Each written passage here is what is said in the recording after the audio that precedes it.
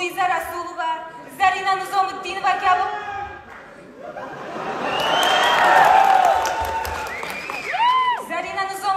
kabi qizlar chiqadi deb o'ylagan bo'lsalaring kerak. Ishonchingizni oqlay olmaganimiz uchun kechirim so'raymiz.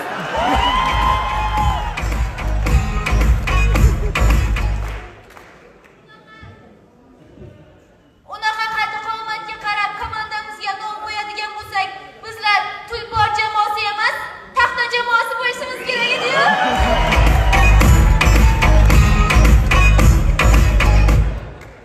To'xtang qizlar, bugun biz bilan chiqadigan 4 ta jamoa ham yigitlar ekan.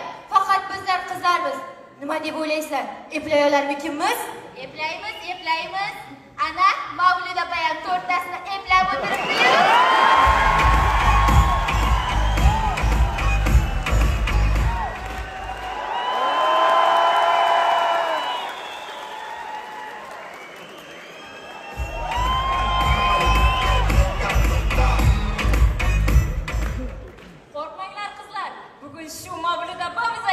Поддержка beradi. Uni o'tirganiga qaraganda o'ziga podдержка kerakmi deyman?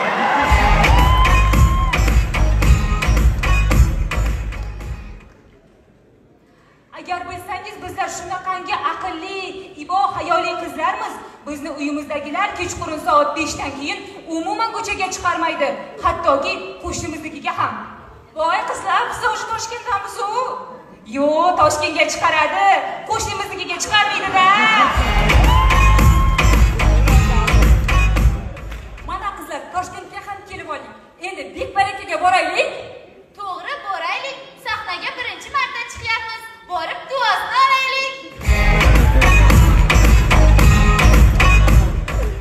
Biz Nukusdan Toshkentga ko'p umidlar bilan keldik.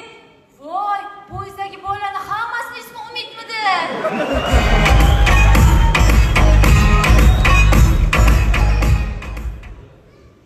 Qizlar, bugun birinchi shartda necha daqiqa o'ynashimiz kerak? 6 daqiqa. 6 bo'lsa konkretni 6 daqiqa o'ynaymiz. Hozir o'yindan keyin bizga qizlar yana ozgina o'ynaylar, ozgina o'tiringlar, o'zimiz kuzatib qo'yamiz degan gaplaringiz shart emas. Bizlar bugun yarim finalga chiqishimiz kerak. Yarim finalga chiqish uchun shunaqangi tayyorgarlik ko'rib kelganmiz. Hattoki komandamizdagi Ayzadan roli bo'lmasa ham shu yergacha yetib keldi.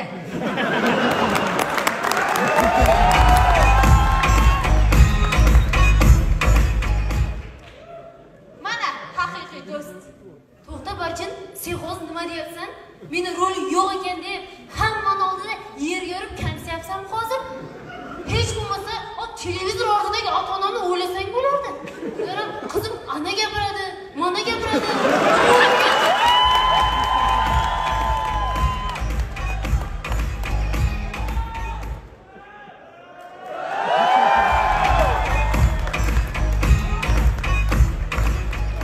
Ay, senga qanaqa rol kerak? Behayo qizlar roli kerakmi senga? Basharingga otish kirsana. Qarshingga betishga. Basharing qizsan. Ay, shunaqa rollar kerakmi senga?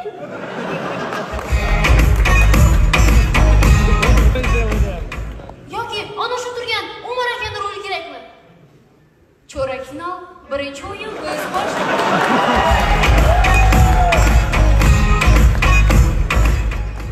Yaxshi.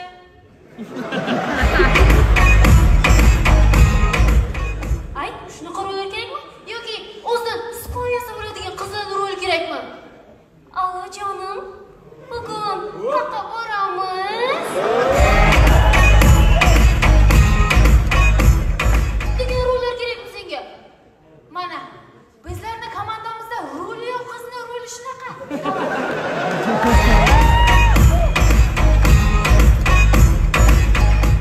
Mavlud opa, ko'rdingiz-ku qizlar qanaqa yonib turganini.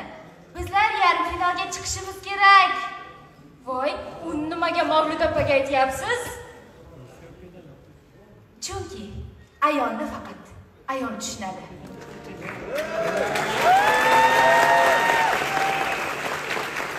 Mavlud opa, uyat emasmi? Shuncha paytdan beri qizni ko'raman.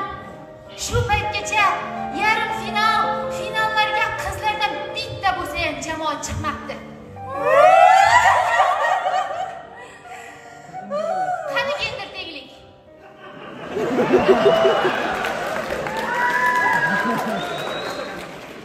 Toshkentda gender tenglik degan narsa yo'qmi?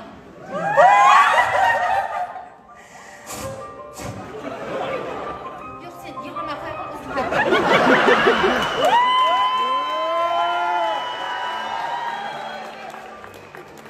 Mavlud opa, siz shuni yoningizdagilarga aytmaysizmi?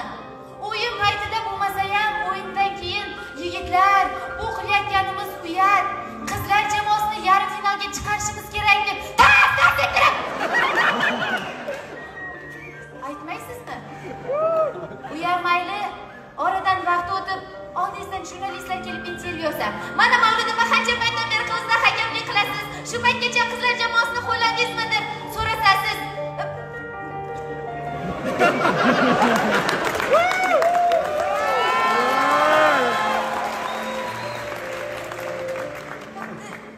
Javob berasiz.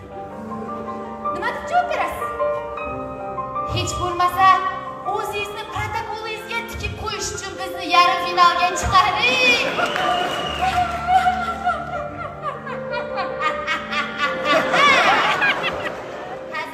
Hazillashdim. Ben ko'rgishdan o'shirgish.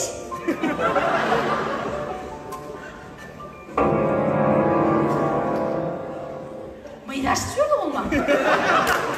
Shuning uchun aytsa kerak-da, barcha yo'llar Toshkentga yetadi deb. Nima aytib ketding? Buni shart mavzusiku. Mavlud opa. Uyat emasmi? Birinchi shartni mavzusida ham qizlar haqida hech nima yo'q. Masalan shuni barcha qizlar Toshkentga eltadi deb qo'ysa bo'lardi.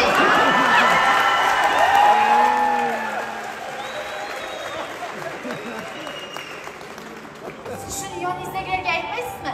Yo'q, Nukusdan kel, men aytishim kerak buni ham. Xullas, bir-birimizni tushunib oldik degan umiddamiz. Sizlar bilan birga bo'lgan Mavlud opaning protokollarini yuksaklarga ko'tarib chiqqan jamoa To'ypor jamoasi.